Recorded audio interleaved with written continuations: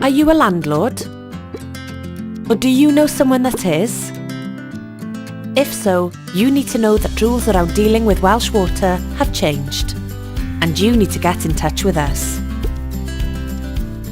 Every landlord whose property is supplied clean water by Welsh Water or services to take dirty water away has to make sure we have up-to-date details of your tenants.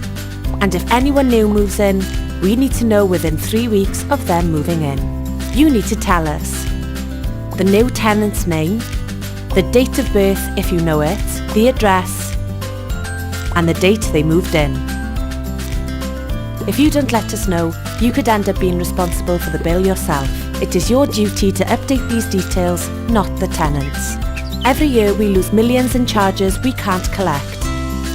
Money we can't spend on our customers or our communities, and that's a problem for us. The good news is, it's really easy to pass us these details. You can do it online at landlordtap.com or through our own website. Email us or call us. So if you're a landlord, tell us who, so we don't bill you. Landlords, let us know and register with us.